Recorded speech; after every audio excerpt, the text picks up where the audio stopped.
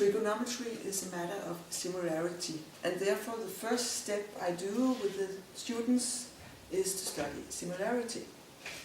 And we actually don't start with studying the triangle, but the square, and I will just now show you how. Let's make just a square. So here we have a square. It is not symmetric, and that is a good thing to do the investigations that we have to do now, because now I just place a random point. Let's just call it sets, and then I make lines from the edges of the square to the point set, like this. So, and now I tell the student, please choose a random point on one of those lines. For instance, we could choose this point and call it C mark. And from that point C mark, you make a parallel line. This is now parallel to CD, but going through C mark. Then you get to another point on this line going through D and Z, and we will call that point D mark. Now from D mark you do the same thing. You make a parallel line to AD, but through D mark. So here we get the point A mark, and we continue making a parallel line through A line, parallel to AB. So here we get B mark. And now we're going back the parallel line through B mark, parallel to BC. If we were accurate, we will hit C mark. When you have those squares, you ask the students, what do you see? And they see, well, I see that those two squares, they have the same shape, but one is a bigger copy of the other one. So as a matter of fact, we get two squares that have the same form, but different size, and we call those squares that they are similar. We write it like this. Okay, then you discuss with the students what is actually needed for two squares to be similar. And of course it is obvious that the two squares should have the same angles. Is that enough, I ask?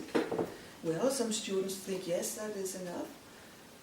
And I ask them, well, okay, maybe it is enough, but is it actually possible for you making two squares that do have the same angles but are not similar? So you could do that as a research question. While the students will find out, yes, that is actually possible, because you can create a square or a rectangle, for instance. They have the same angles, but they are certainly not similar. So I asked the students, what does that actually mean? When it's not enough that the angles are the same, what should be also? And we find out to have two similar squares, it is also needed that the ratio of the sides are the same. The ratio of those two sides should be the same as the ratio of those two sides. If you also demand that, then your squares certainly will be similar.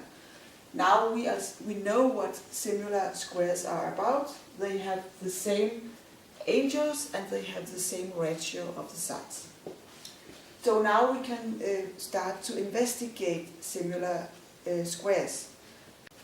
And one research question we do is, okay, now I will just draft it for you. If I make some kind of a square, and I place the point set outside the square, and I do the same, with these lines and all this way I showed you here, will I get two similar squares again? What if the point set is placed on one of the sides? Will the squares be similar? What if I do not work with sets, if I do not choose a point set, but if I make a square, well, a square can also look like this. And instead of having a point set, now I just take my lineal and I do parallel lines that all have the same distance to the original lines. You see? Will I get two similar squares out of that also? And one more question. If I have a square and I just make random parallel lines,